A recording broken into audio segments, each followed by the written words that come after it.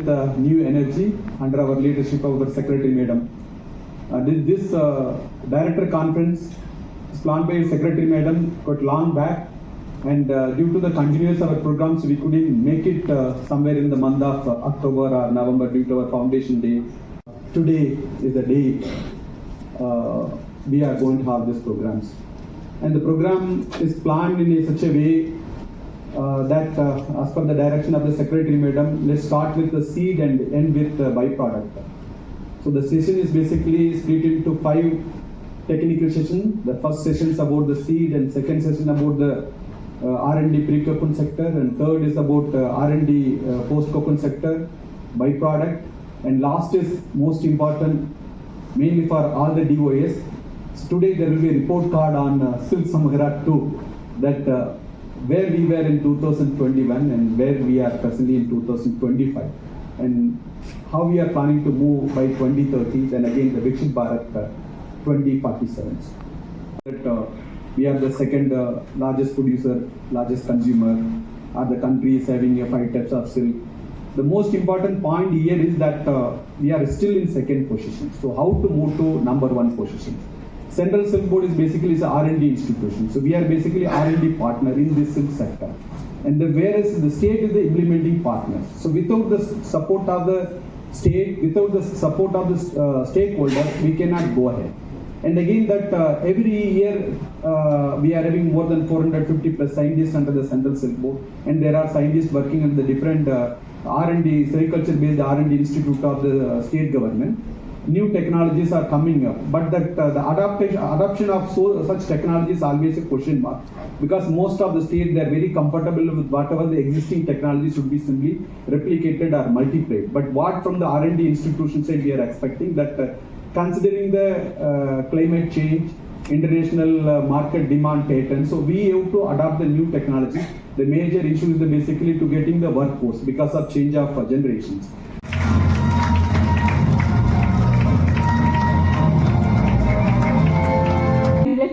This conference has been held at a very short notice, and I thank you all for making it possible.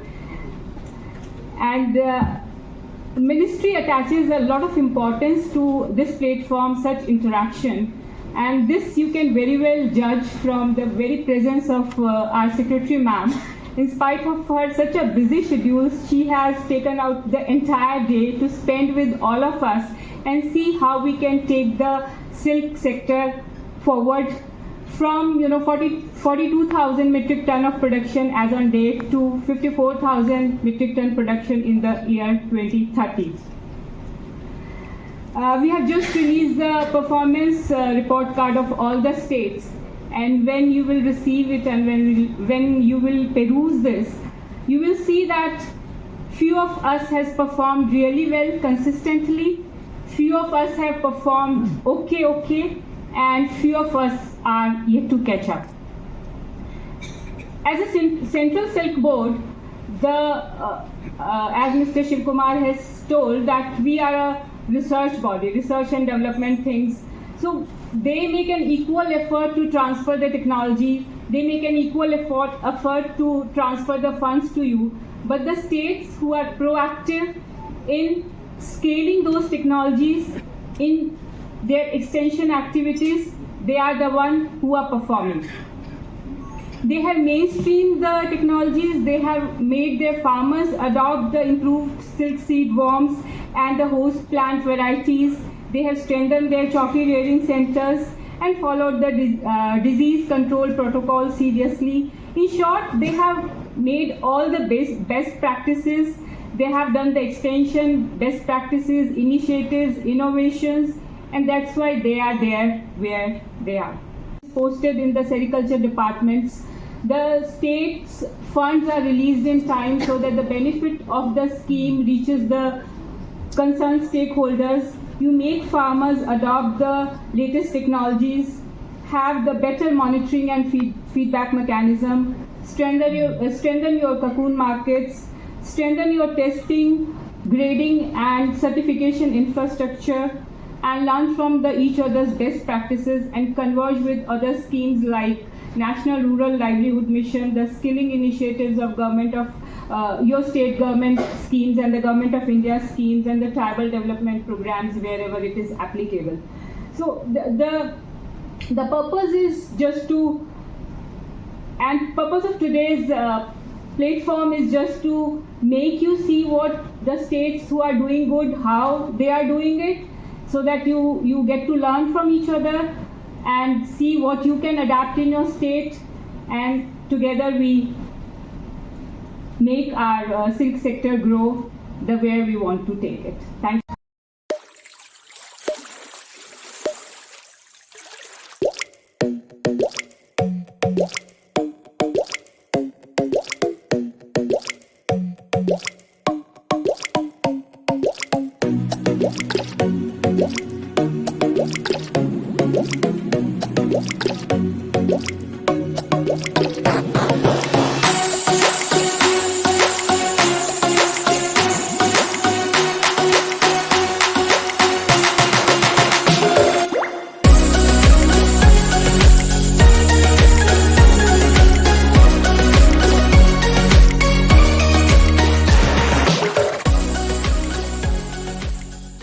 Happy and prosperous New Year.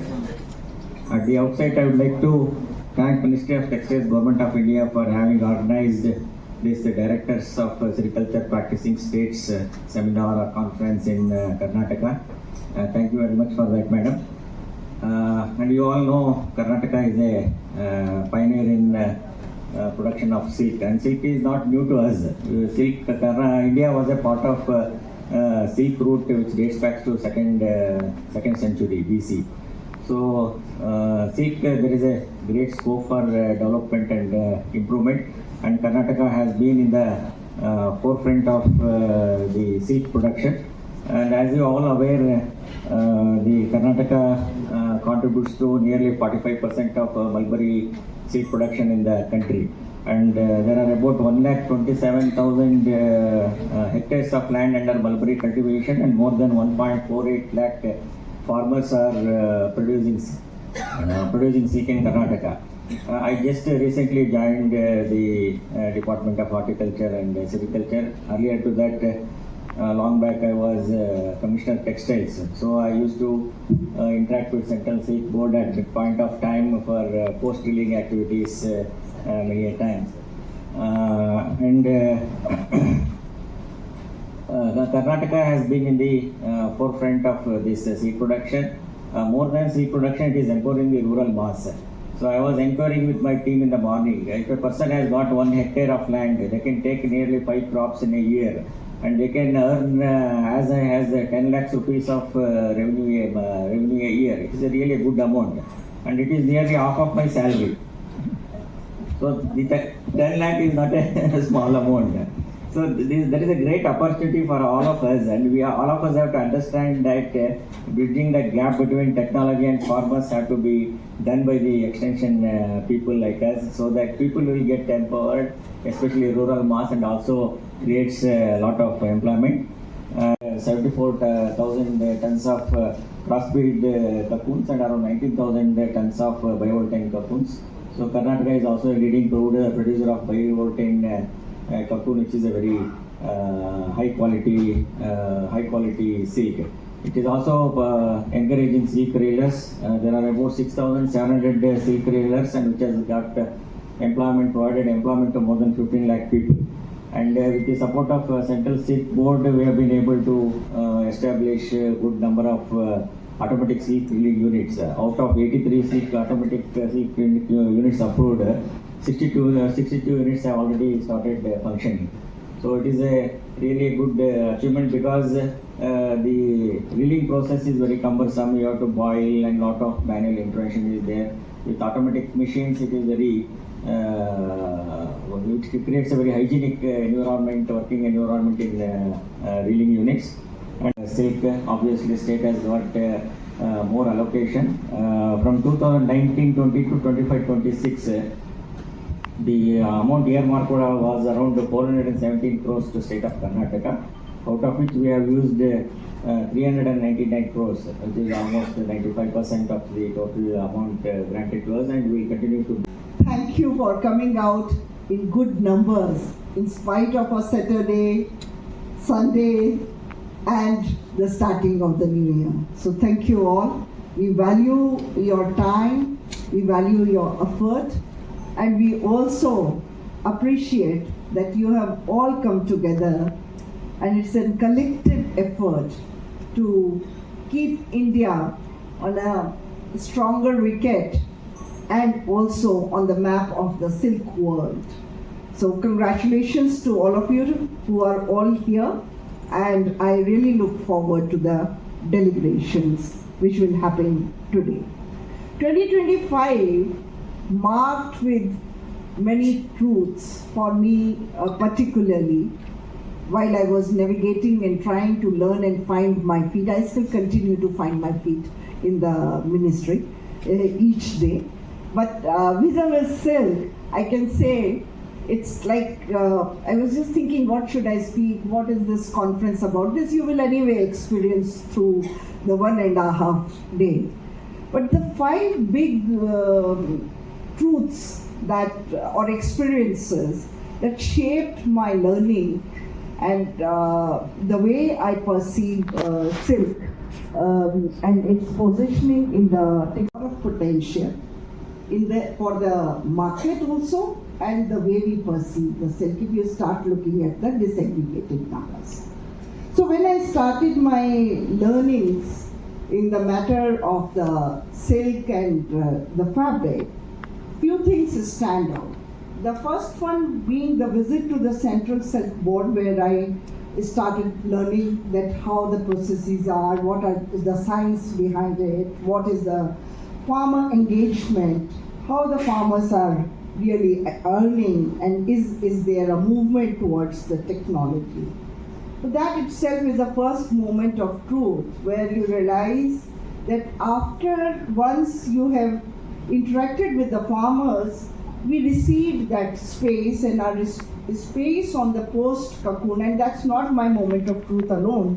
Even my predecessors have worked very, very hard on this fundamental thing, including the Central Silk Board. The post-cocoon is something where we should continue to work apart from on the pre-cocoon. The visit to, and in the post-cocoon, there are fundamentally 2 things. Between pre-cocoon and the post-cocoon, and the Secretary of Karnataka raised this issue of the pricing of the silk and the cocoon and the crop, like any other crop, for the farmers. Also lies the entire positioning of the marketing of the silk, and how and where the state governments are invested in positioning of it. So when I visited Ramnagara, and which I hope you all will be visiting, that market, some of the states would really open up to the landscape of the entire marketing and mandi vyavastha, which Karnataka has been able to set up very strongly. And the marketing, unlike, and I also visited in the meantime Jammu and Kashmir, where there is a marketing vyavastha, but it happens not regularly, not every day, but on periodic intervals, putting the farmers to the disadvantage. The second thing which I felt, and when I saw their beautiful Karnataka Silk Board factory, and it's an about 100 years plus old factory, with almost a very mechanical looms. You know, you keep on lamenting mechanical loom, quality nahi aata, and all that stuff you will listen to. But to how to really beautifully match your demand and supply and build the brand in the post-cocoon or the product side of silk, to be able to see that you are as even a state corporation at the premium stage, at the stage of giving good profits to your own manpower, as well as managing the niche place in the silk market. Machine-made silk, it's not even handloom silk. but to be able to compete there on the sheer value of the quality, diligence, control, and pricing.